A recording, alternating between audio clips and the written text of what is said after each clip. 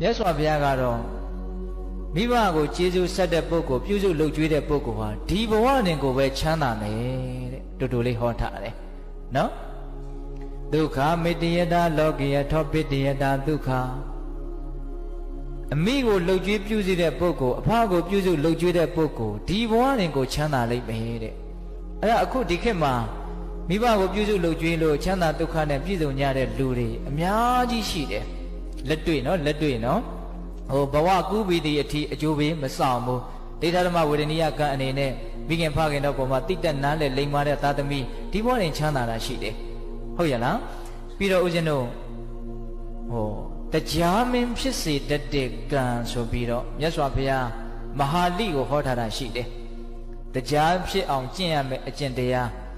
ဟိုမဟာလိမင်းသားကမြတ်စွာဘုရားကိုလာပြီးတော့လျှောက်တယ်ရှင်ဘုရားတဲ့တရားမင်းဆိုတာကိုမြတ်စွာဘုရားမြင်ဘူးလားတဲ့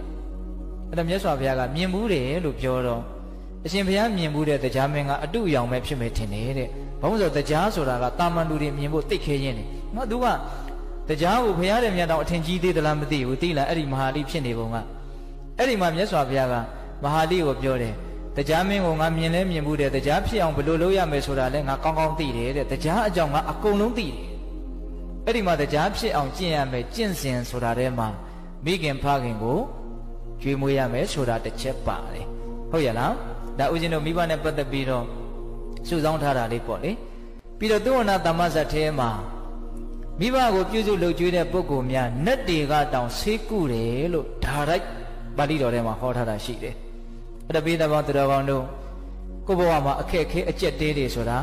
တစ်ခါမဟုတ်တစ်ခါတွေ့ရတတ်တယ်နော်ကျမ်းမာရေးအရာအမျိုးမျိုးသောအရေးတွေကြောင့်အစင်မပြေတာတွေတွေ့လာရင်ငါမိဘအပေါ်မှာစိတ်ကောင်းနှလုံးကောင်းထားတယ်တတ်နိုင်သမျှပြုစုတယ်လှုပ်ကြွေးတယ်အီမန်နဲ့သစ္စာစကားကြောင့်အစင်ပြေပါစေပြည့်တယ်မကောင်းဘူးလားအေးကိုယ့်ဘဝမှာအစင်ပြေမှုတွေရနိုင်တယ်နော်နတ်တွေကတောင်ဆေးကုတယ်လို့ပြောထားတယ်ဟုတ်ရလားအေးပြီးတော့ဦးဇင်းတို့ဟိုမင်္ဂလာတရားဖြစ်တယ်တဲ့မိဘကိုကျွေးစုပြုစုလုပ်ကျွေးတာဒါကတော့ပိဿတို့အလုံးသိပြီးသားပါအဲ့တော့မင်္ဂလာဆိုတာဘာတုံးဆိုတော့မကောင်းမှုကိုဖယ်ရှားပြီးတော့ကောင်းမှုတွေကိုတိုးပွားလာစေတဲ့သဘောအဲ့ဒါကိုမင်္ဂလာလို့ခေါ်တာမဟုတ်လားအဲ့တော့မိဘကိုပြုစုလုပ်ကျွေးတယ်ဆိုရင်ဦးဇင်းတို့စိတ်ထဲမှာသဘောပေါက်တာကတော့တေချာပေါက်ဒီပုဂ္ဂိုလ်ဟာနောင်တအေးလိမ့်မယ်နောင်တရစရာအကြောင်းမရှိဘူးငါလှုပ်တဲ့လှုပ်ထိုက်တာကိုလှုပ်ခဲ့တယ်ကြည်နူးမှုဝမ်းသာမှုအပြည့်ပေါ့မိဘနဲ့သားသမီးရဲ့ဆက်ဆံရေးမှာသားသမီးတွေကအမြဲတမ်းမိဘကိုကျေးဇူးရှင်တယောက်အနေနဲ့ချစ်မြတ်နိုးမှုနဲ့ဆက်ဆံမယ်ဆိုရင်မိဘတွေကအထာထက်သာတဲ့မေတ္တာနဲ့သားသမီးကိုပြန်ပြီးတော့မတုံ့ပြန်မိဘူးလားငါသားသမီးလေးလိမ်မာလိုက်တာတော်လိုက်တာသားသမီးကမိဘကို100ဘို့ပေးတယ်ဆိုရင်မိဘက1000ဘို့1000ဘို့လောက်ခံစားတာဟုတ်ရမို့လားပြောချင်တာကဘာတော့ငါပေါ်မှာပြန်ပြီးတော့တိတတ်တယ်နော်ဆိုတဲ့အသိစိတ်လေးကြောင့်မိဘကသားသမီးကိုပူလို့တောင်ထပ်ပြီးတော့ချစ်ရတယ်မျက်နှိုးရတယ်အဲ့မှာမေတ္တာတွေတပတ်လေသွားတယ်ပေါ့ဒါဦးဇင်းတို့ကလောကကြီးကိုမိဘနဲ့သားသမီးဆက်ဆံရေးကိုအဲ့လိုဖြစ်စေချင်တာအခုတပတ်ကတိတ်မလဲကြဘူးသိလားနော်တခါကြီးမိုင်မြသားသမီးကမိဘအပေါ်မှာပြန်ပြီးတော့တုံ့ပြန်မှုမရှိတော့မိဘတွေကလည်းသားသမီးကိုတိတ်ပြီးတော့ပါတော့အကောင်းမပြောနိုင်ဘူးဒီခက်ကလေးတွေကပြောလို့ကိုမကောင်းပါဘူးဆိုပြီးတော့မိဘတွေကလည်းသားသမီးရဲ့အပေါ်မှာမေတ္တာက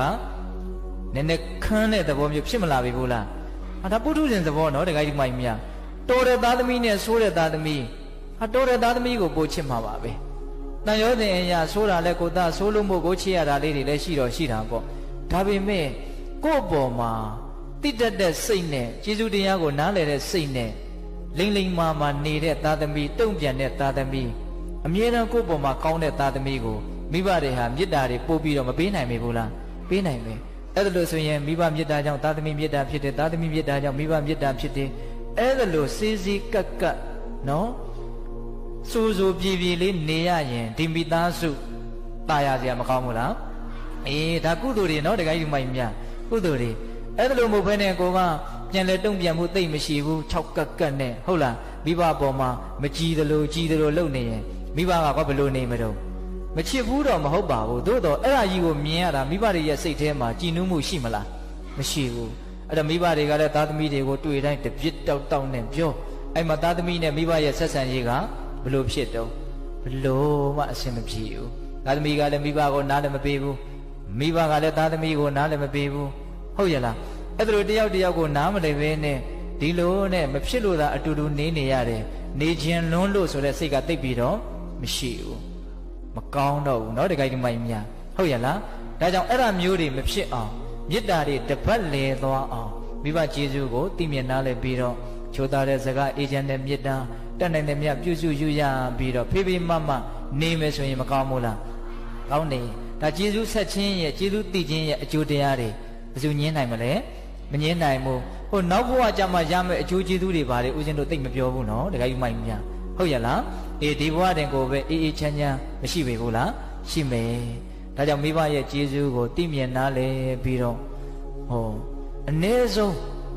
ကျေးဇူးသိတယ်ဆိုတဲ့စိတ်ဟာအင်မတန်ချမ်းသာတဲ့နူးညံ့တဲ့စိတ်တစ်မျိုးနော်ငါပေါ်မှာ तू တော်တော်ကောင်းတာပဲဒါလေးစဉ်းစားမိတာနဲ့ဘာမှမတုံ့ပြန်တဲ့အိုးတေချာပေါ့ကိုယ်စိတ်ထဲမှာကောင်းတဲ့သဘောဖြစ်ကိုဖြစ်တယ်ပေတတို့ခံစားလို့ရတာဦးဇင်းပြောတာကိုအေးအဲ့ဒီစိတ်တွေများလာလို့ရှိရင်ငါအမေကိုဘာလို့ပေးရမလဲငါအဖေကိုဘာလို့ပေးရမလဲအဲ့ဒီစိတ်တောက်လျှောက်ဆက်ပြီးတော့မဖြစ်ပေဘူးလားဖြစ်မှာပဲကောင်းတာတွေအများကြီးဆက်ဖြစ်သွားမှာနော်ဒါကြောင့်မိဘရဲ့ကျေးဇူးတရားတွေကိုအများကြီးသိအောင်ကြိုးစားရမယ်ဦးဇင်းတခါတလေစဉ်းစားကြည့်တာကကိုယ်တိုင်မိဘနေရာကိုရောက်နေတာတောင်မိဘရဲ့အကြောင်းကိုမစားနိုင်တဲ့လူတွေကိုဦးဇင်းကတော်တော်ကိုအံ့ဩတယ်သိလားအဲ့ဒီကိစ္စကိုသိလားရှိတယ်နော်တခါကြီးမိုင်းများရှိတယ်ဒါကြောင့်ပိဿပေါင်းသူတော်ကောင်းတို့မိဘကျေးဇူးဆက်သောအဖြစ်ရနိုင်တဲ့အကျိုးကျေးဇူးတွေကိုပြောရင်ကုန်နိုင်ပေါ်ရရှိမလား